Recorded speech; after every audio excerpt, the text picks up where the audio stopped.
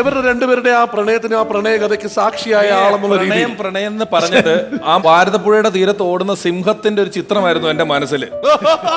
ഈ ഷാജേണ്ണ എനിക്കിപ്പോ കുഞ്ചാക്കോനെ കാണണമെന്ന് തോന്നുക. അപ്പോ സുരേഷ് ചേട്ടാ, ഒരു love tribute song for both of them. നിങ്ങളെ രണ്ടുപേരും ഞാൻ താഴോട്ട് ഇരുത്താം, കാരണം ഇത് പ്രണയത്തിന്റെ പാട്ടായതുകൊണ്ട് നിങ്ങൾ അവിടെ ഇരുന്നോളൂ കേട്ടോ. സുരേഷ് ചേട്ടാ, അവിടെ ഇരുന്ന് പാടുന്നതിനേക്കാളും ഇവിടെ വന്നത് അവരുടെ കൂടെ ഒന്ന് പാടാം. അല്ല, അവർ രണ്ടുപേരും അങ്ങനെ നിക്കട്ടെ എന്ന്. മലർந்து മലരാத പാതി മലർ പോല വളരും വിഴിവണ്ണമേ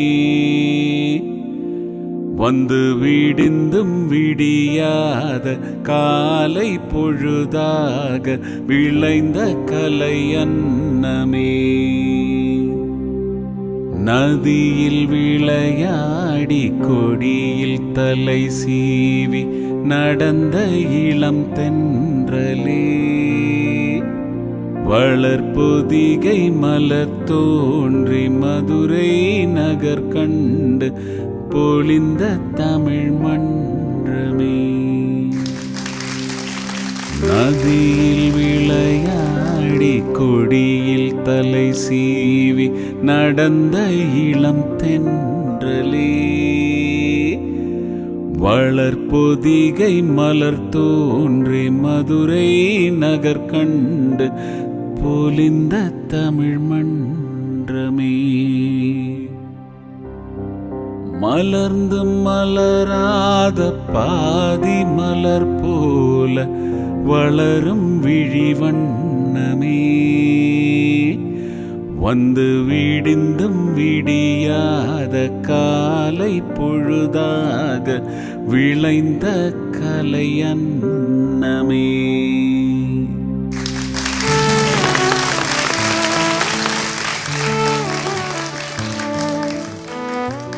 ഈ പാട്ടിന് എന്തെങ്കിലും പ്രത്യേക കണക്ഷൻ ഉണ്ടോ ഇനി നിങ്ങളുടെ ലൈഫിൽ? ഇനി ഉണ്ടാക്കണ്ട, ഓൾറെഡി ഇത് പാശമലർ എന്ന സിനിമയിൽ ശിവാജി ഗണേശൻ പാടി അഭിനയിക്കുന്ന സീക്വൻസാണ്.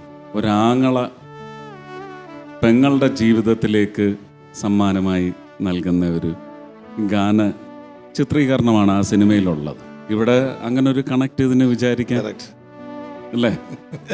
ഷാജിക്ക് പെങ്ങളെ കെട്ടിച്ചു കൊടുത്തിട്ട് ആ പെങ്ങളുടെ ജീവിതത്തിലേക്ക് ഒരു പ്രാർത്ഥന പോലെ പെങ്ങളെ വർണ്ണിക്കുന്ന ഒരു പാട്ടാണ്.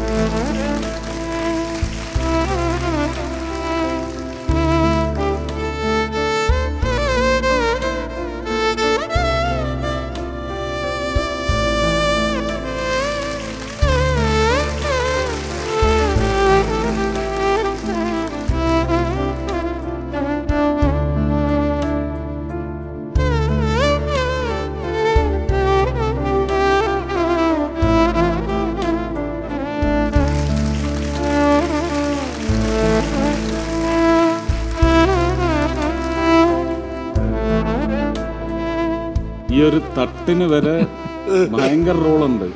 ചില സമയത്ത് ചില ഷോട്ട് ചെയ്യുമ്പോ ഇങ്ങനെ വന്നിട്ട് മക്കളെ ചെയ്യടാ ഒരു അടി അടിക്കാം, അതിലും കേറും. എത്ര കുടുംബങ്ങളാണ് ഉണ്ടാക്കി കൊടുത്തേക്കണെന്ന് ഓർക്കണം.